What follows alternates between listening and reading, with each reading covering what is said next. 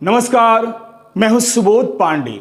सबसे पहले मैं आपका इस एडुकेशनल चैनल में हार्दिक स्वागत करता हूं।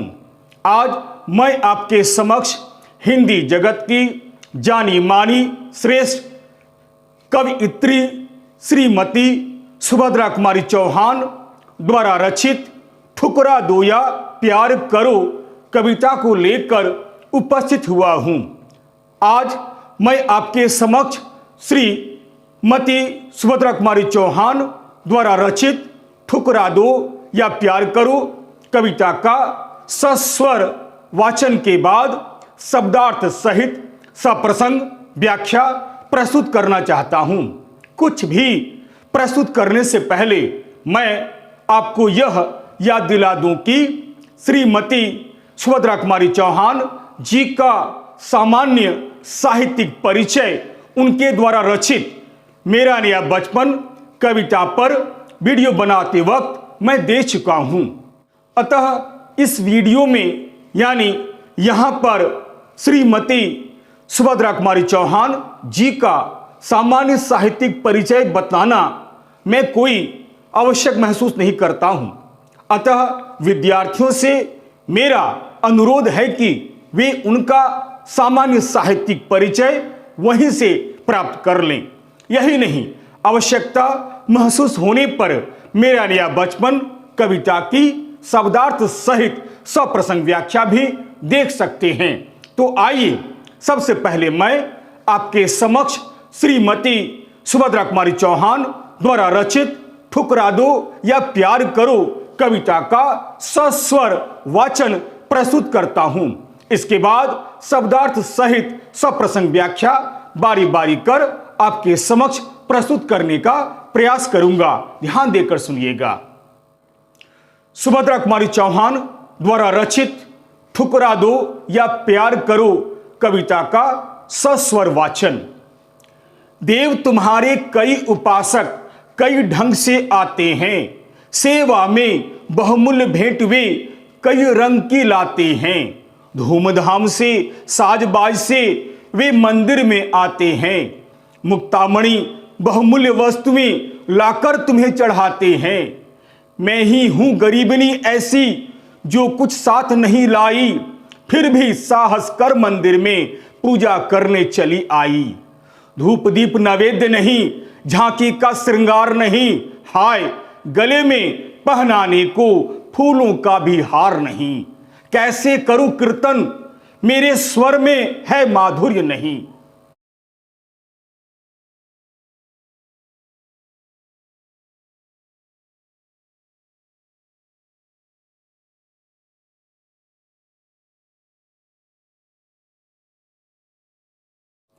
मन का भाव प्रकट करने को वाणी में चातुर्य नहीं, नहीं दान है नहीं दक्षिणा खाली हाथ चली आई। पूजा की विधि नहीं जानती फिर भी नाथ चली आई। पूजा और पूजा पाप्रभुवर इसी भिखारण को समझो, दान दक्षिणा और निछावर इसी भिखारण को समझो। मैं उन्मत्त प्रेम की प्यासी हृदय दिखाने आई हूं, जो कुछ है वह यही पास है इसे चढ़ाने आई हूं। चरणों में अर्पित है इसको चाहो तो स्वीकार करो, यह तो वस्तु तुम्हारी ही है ठुकरा दो या प्यार करो।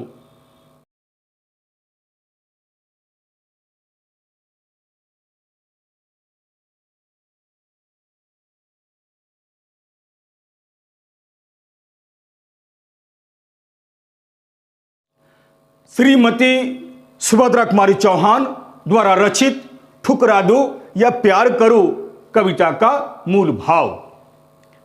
ठुकरा दो या प्यार करो सुभद्रा कुमारी चौहान द्वारा रचित एक बहुत ही सुंदर कविता है। यह इनकी एक बहुत ही छोटी तथा सरल कविता है।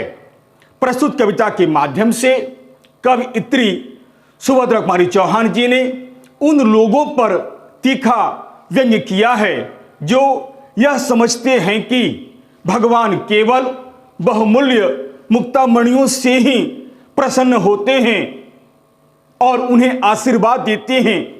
यही सोचकर वे बहुमूल्य मुक्तामणियों को चढ़ाते हैं, जबकि वास्तव में यह सत्य नहीं है। सत्य तो यह है कि ऐसे लोगों के हृदय में भगवान के प्रति या ईश्वर के प्रति सच्ची श्रद्धा एवं भक्ति होती ही नहीं है। इनकी पूजा में मात्र स्वार्थ की भावना निहित होती है, क्योंकि ये अधिक से अधिक भेंट चढ़ाकर उससे यानी अपने इष्ट देव से अधिक प्राप्त करने की कामना लिए हुए मंदिर में पूजा करने के उद्देश्य से आते हैं।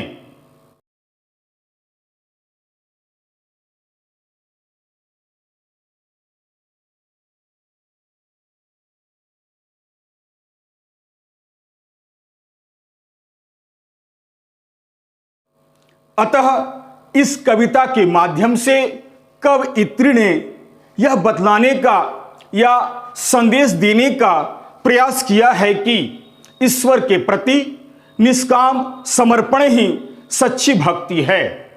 यही भक्ति की चरम पराकाष्ठा है। अतः अपने गुणों व दोषों को सहज स्वीकार कर उस परमपिता के चरणों में निष्काम अर्पित होना ही सच्ची भक्ति है और यही जीवन का परम लक्ष्य है। अतः हमारी भक्ति निष्काम और दिखावा या आडंबर से परे होना चाहिए। हमारी भक्ति शुद्ध मन से हो। ठुकरा दो या प्यार करो शीर्षक कविता में इस शाश्वत सत्य को कवयित्री ने बड़े ही सुंदर ढंग से प्रस्तुत किया है और इसी शाश्वत सत्य को कविता के माध्यम से पाठक वर्ग तक पहुंचाने का प्रयास किया है। यही इस कविता का प्रमुख उद्देश्य है और संदेश भी है।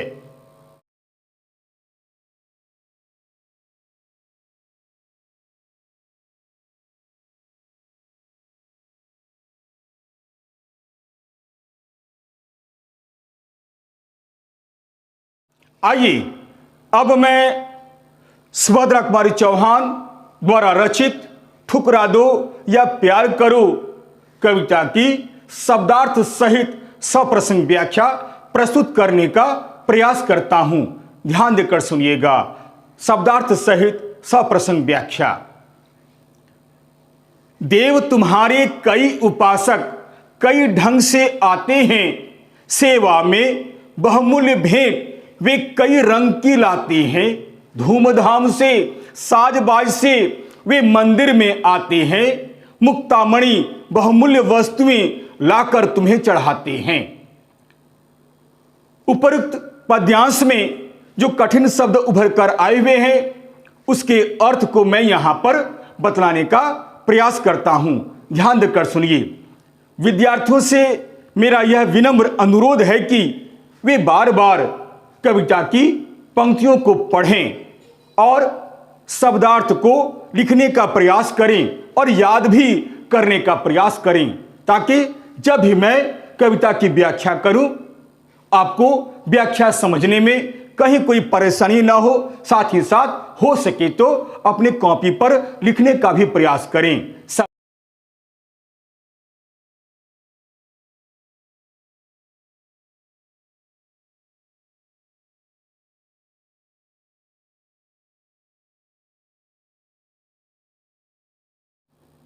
शब्दार्थ देव यानी ईश्वर या भगवान, उपासक अर्थात भक्त या उपासना करने वाला, बहुमूल्य यानी कीमती, भेंट यानी उपहार, धूमधाम यानी ठाठ बाट, साजबाज यानी सजावट का सार, मुक्तामणि यानी मोती व हीरे जवाहरात।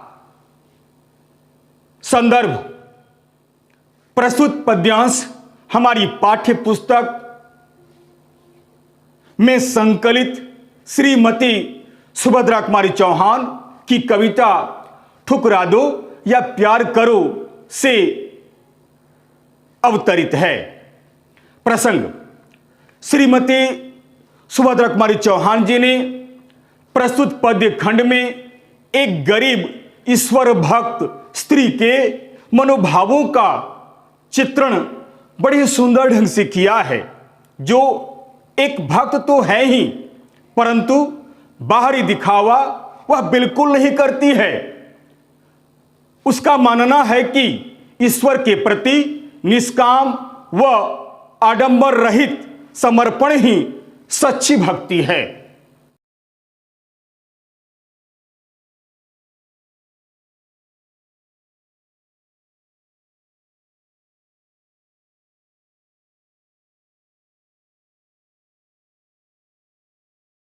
व्याख्या या अर्थ या भावार्थ।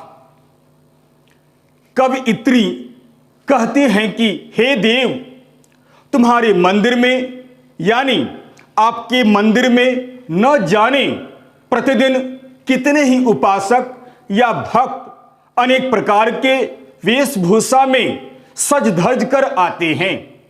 वे अपने साथ तुम्हारी यानी आपकी पूजा करने के लिए कई प्रकार के अत्यंत ही कीमती एवं विभिन्न रंगों की भेंट चढ़ाने के लिए आते हैं। यही नहीं, वे लोग ठाट बाट और अनेक प्रकार से सज धज कर बाजे गाजे के साथ नाचते गाते हुए मंदिर में आते हैं तथा अनेक प्रकार के हीरे मोती जैसी बहुत सी कीमती वस्तुएं भी लाकर तुम्हें यानी आपको चढ़ाते हैं या अर्पित करते हैं।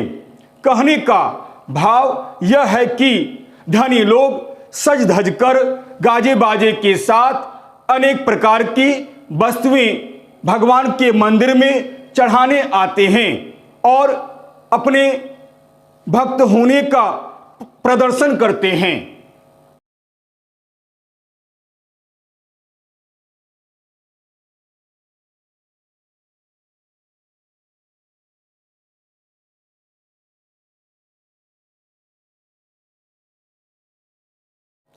अगली पंक्तियां हैं, मैं ही हूं गरीबनी ऐसी जो कुछ साथ नहीं लाई, फिर भी साहस कर मंदिर में पूजा करने चली आई।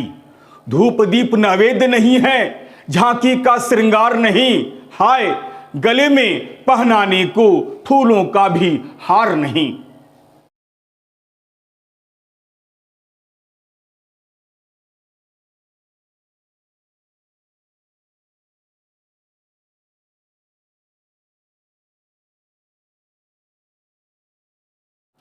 उपरिक्त पद्यांश में जो कठिन शब्द आए हुए हैं, मैं उसके अर्थ को यहां पर बताने का प्रयास करता हूं।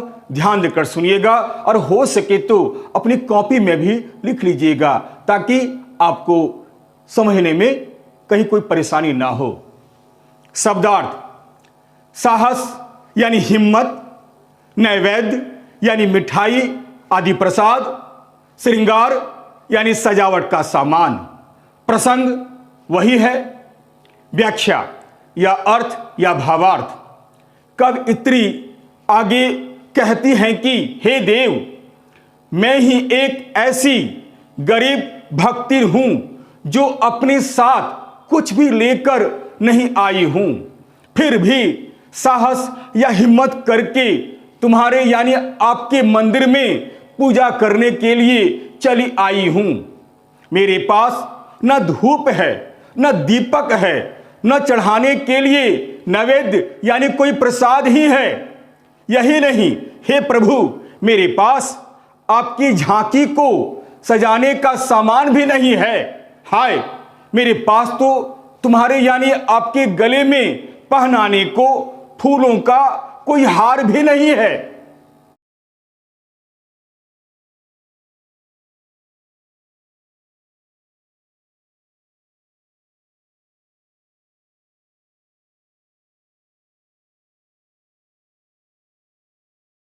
अगली पंक्तियां, कैसे करूं कीर्तन मेरे स्वर में है माधुर्य नहीं, मन का भाव प्रकट करने को वाणी में चातुर्य नहीं, नहीं दान है नहीं दक्षिणा, खाली हाथ चली आई, पूजा की विधि नहीं जानती, फिर भी नाच चली आई।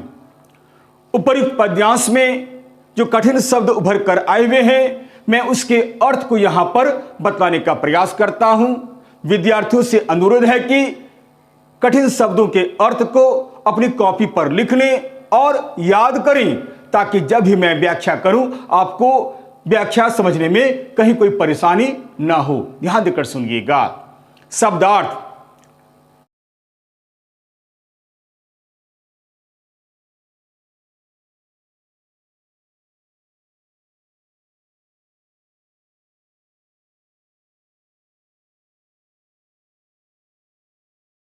स्तुति या कीर्तन यानी गुणगान। विद्यार्थियों, कहीं कहीं आपको कीर्तन के स्थान पर स्तुति शब्द भी मिलेगा। स्तुति का अर्थ भी गुणगान होता है और कीर्तन का अर्थ भी ईश्वर का गुणगान ही होता है। अतः इस पर विशेष ध्यान न दें। स्वर यानी आवाज, माधुर्य यानी मिठास, भाव यानी विचार, चातुर्य यानी चतुराई, प्रसंग वही।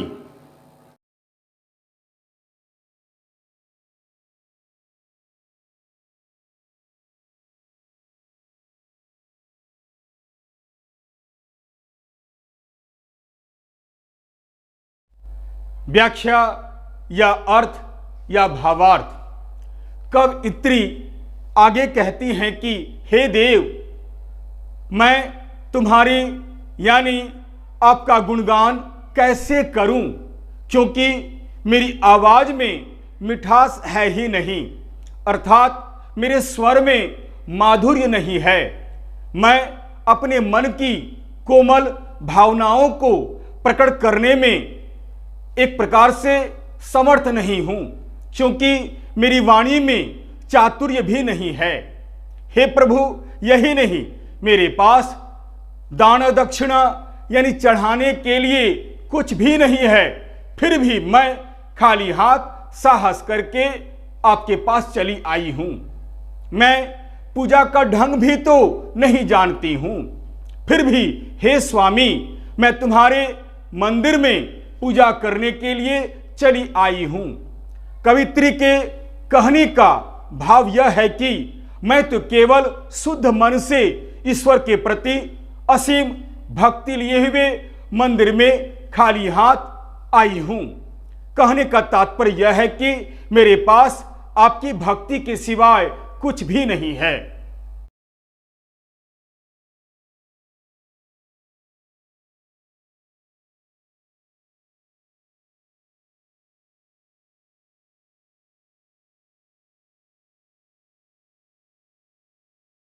अगली पंक्तियां व अंतिम पंक्तियां ध्यान देकर सुनिएगा।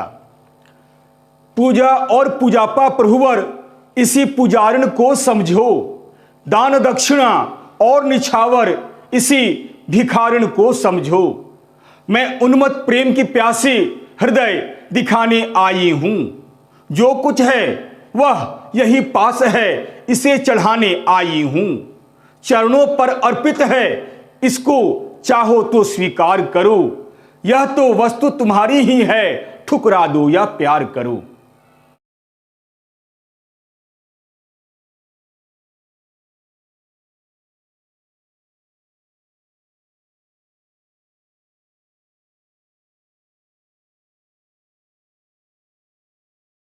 उपयुक्त पद्यांश में जो कठिन शब्द उभर कर आए हुए हैं, मैं उसके अर्थ को यहां पर बतलाने का प्रयास करता हूं। ध्यान देकर सुनिए तथा इसे कॉपी पर भी लिखने का प्रयास कीजिए।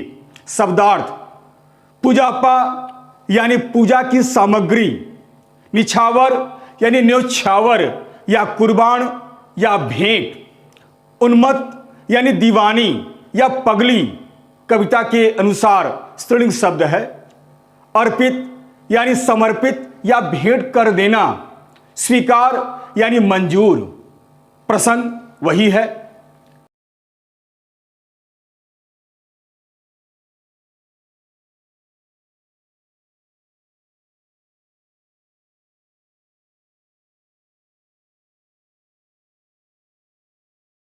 व्याख्या या अर्थ या भावार्थ। कब इत्री आगे कहती हैं कि हे प्रभु, आप इस पुजारिन को ही पूजा और पूजा की सामग्री समझ लें। मैं तो एक भिखारिन हूं, मेरे पास दान दक्षिणा देने योग्य तो कुछ भी नहीं है, अतः आप मुझे ही दान दक्षिणा और भेंट समझ लें। मैं दीवानी तुम्हारे यानी आपके प्रेम की लोभी हूं। मैं अपनी भक्ति भावना से तुम्हें यानी आपको अपना हृदय दिखाने के लिए आई हूं। जो कुछ मेरे पास है वह बस यही यानी भक्ति भरा हृदय है। इसे ही भेंट के रूप में चढ़ाने के लिए आई हूं। मेरा यह हृदय आपके चरणों में अर्पित है। इसे चाहो तो स्वीकार कर लो या न करो।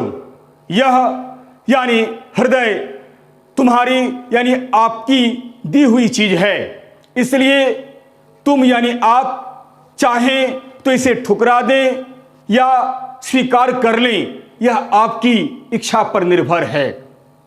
इस प्रकार इस कविता के माध्यम से श्रीमती सुभद्रा कुमारी चौहान जी ने एक सच्चे भक्त की क्या परिभाषा है, इसे बड़े ही सुंदर ढंग से बतलाने का प्रयास किया है।